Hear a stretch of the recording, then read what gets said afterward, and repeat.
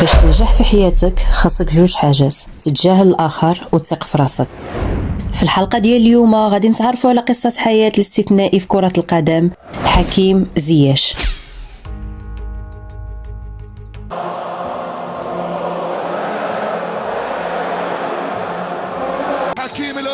حكيم الآن في مواجهته وناي سيمون. حكيم الله.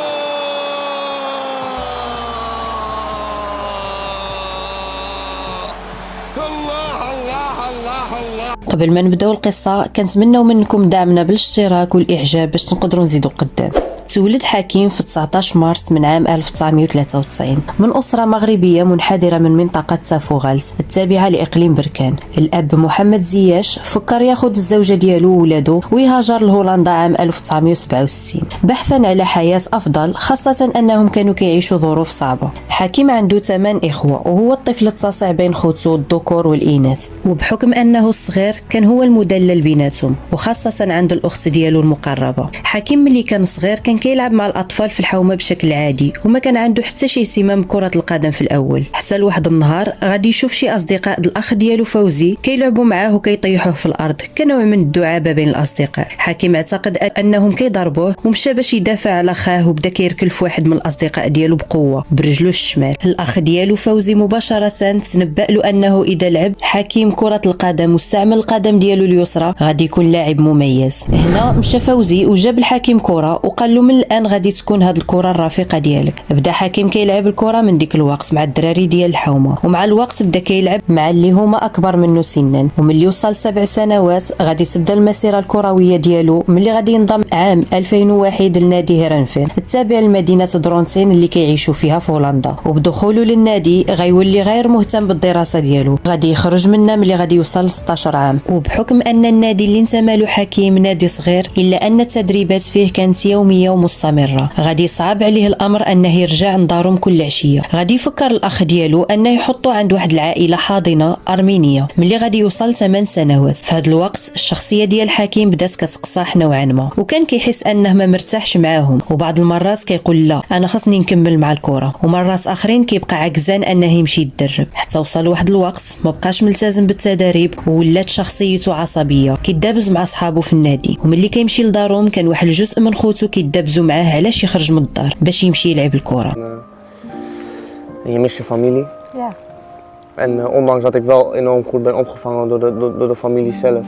هاد الفترة كانت صعيبة نوعا ما عليه، خاصة كيفاش يتعامل ويتعايش مع الزملاء والمدربين ديالو. وفي نفس الوقت ملي كان كيرجع للحي كانوا كيفرحوا به صحابه لأنه كان ولد ظريف ومؤدب وعمره ما تعاطى لأي نوع من الممنوعات، وهذا بشهادة وجزم السكان ديال الحي اللي عاش فيه. هاد الفترة غادي ينتبه له اللاعب المغربي السابق اللي كان كيلعب في صفوف هولندا عزيز ذو الفقار أنه مستقبل لاعب متفوق، خاصة ملي لاحظ في التدريب روح القتالية في اللاعب والمراوغة وتمرير الأهداف عن مسافات طويلة، بالإضافة للرشاقة ديالو وطول النفس خلال اللعب. وهذه الملاحظة ما جاتش من فراغ، غادي يتواصل ذو الفقار مع حكيم وغيوجهه في الطريق اللي ممكن توصلوا لممارسة الاحتراف في كرة القدم مستقبلا. وبعد الانقطاع ديال حكيم لمدة صغيرة غادي يرجعوا لنادي هيرنفين، وفي نفس الوقت كان كياخذوا القاعات كرة القدم الصغيرة المغطاة وفيها برز أداءات ومهارات مهمة كانت السبب أنه يلتحق بنوادي أخرى مستقبلا.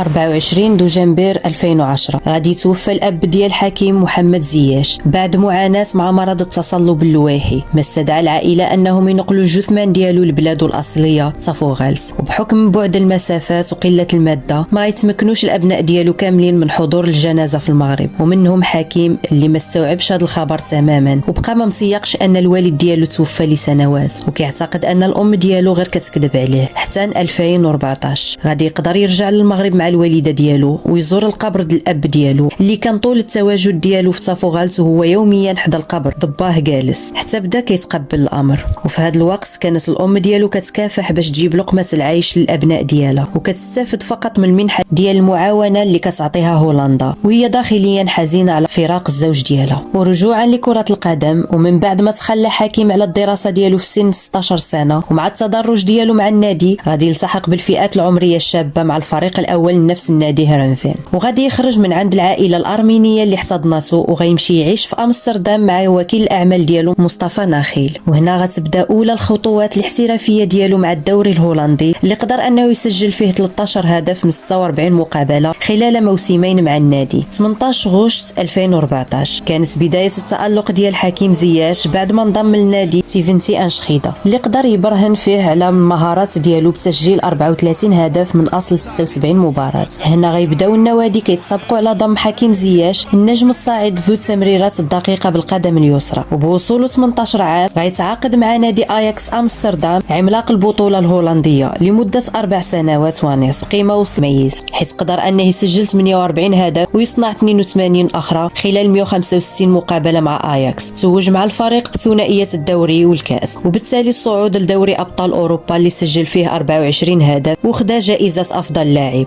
في يونيو 2020 وبسبب تفشي فيروس كورونا غادي ينتقل بعد لنادي تشيلسي الانجليزي بعقد المده ديالو 5 سنوات وبمقابل وصل ل 40 مليون اورو. شارك مع هذا الفريق في 83 مباراه سجل فيها 14 هدف، ولكن المشكل اللي كان كيعاني منه مع هذا الفريق هو قله دقائق المشاركه في المباريات، وشارك في مباراه واحده في هذا الموسم كلاعب اساسي في الدوري الانجليزي. ولكن هذه الفتره لاحظ زياش ان مجموعه من النوادي باغا توقع معاه، ومنهم انتر ميلانو الايطالي، بحكم ان حكيم زياش شارك مع المنتخب الهولندي في 2015 مباراة ودية ضد الولايات المتحدة الأمريكية ولانفيا في شتنبر من نفس السنة. غيتاخذ قرار مهم بالنسبة له وهو الرجوع للأصل وتمثيل المنتخب المغربي دوليا.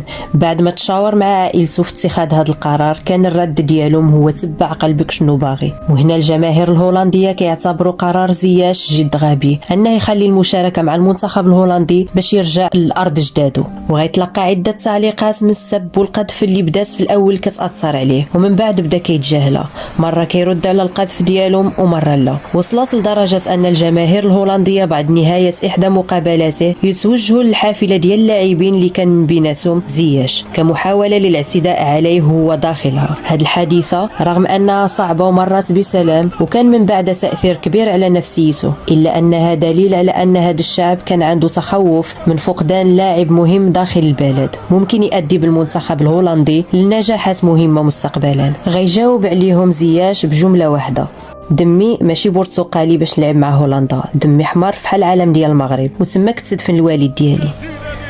وفي 9 أكتوبر 2015 غتكون أول مشاركة لحكيم زياش في مباراة دولية مع المنتخب المغربي، وفي 27 ماي 2016 غيسجل أول هدفين له مع المنتخب ضمن مباريات تصفيات كأس إفريقيا 2017 واللي غتقودوا للمشاركة في مونديال روسيا 2018. هذا المونديال اللي غاب عليه المنتخب الهولندي. ومع الأسف رغم هذا الشيء كامل غيلقى زياش مشاكل حتى مع المنتخب المغربي، أولا بسبب خلاف وقع بينه وبين المدرب هيرفي رونار اللي كان كيدرب المنتخب في ديك الوقت، لدرجه غيتم الاستبعاد ديالو من قائمه لاعبي نهائيات كاس افريقيا في الغابون 2017. غيحس زياش بخيبه الامل لان الغايه ديالو كانت هي الدفاع على الالوان ببلادو في المشاركات الدوليه. بقى بعيد لمده عام ونص على المنتخب المغربي، ومن بعد خبر رحيل المدرب خليلوزيتش بقرار من الجامعه الملكيه وقبل 3 أشهر على الانطلاق ديال فعاليات مونديال قطر، وبعد تسلم وليد الركراكي قياده المنتخب المغربي غادي يتراجع حكيم زياش على الاعتزال والعوده رسميا لتشكيله اسود الاطلس، وهو في قمه الفرحه والجاهزيه لبدايه مسيره جديده بافكار جديده وجهاز جديد. والاول مره غيسمع حكيم هتافات الجمهور المغربي بقوه في مدرجات ملعب برشلونه خلال مقابله الاسود مع منتخب تشيلسي الوديه في اطار تحضيرات الاسود لنهائيات كاس العالم في قطر. وفي وديه المغرب الثانيه امام منتخب جورجيا غادي يسجل زياش هدفا عالميا عن بعد 66 متر عن المرمى، وغيكون واحد من 9 لاعبين الرسميين بالمنتخب اللي انضموا للقائمه ديال مونديال 2022 في قطر. وعموما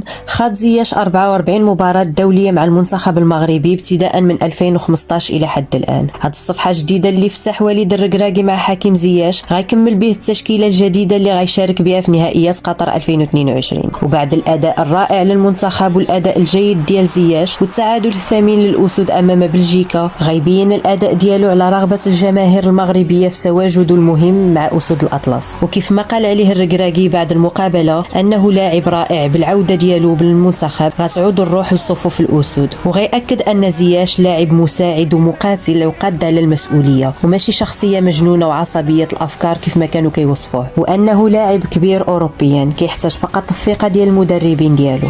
القامة والوزن المثالي اللي عند حكيم زياش زائد تمريراته القذائفية اللي جعلته يكون في خط الوسط بامتياز غتجعل صحيفة الجارديان البريطانية أنها تصنفه في المرتبة 29 في قائمة أفضل 100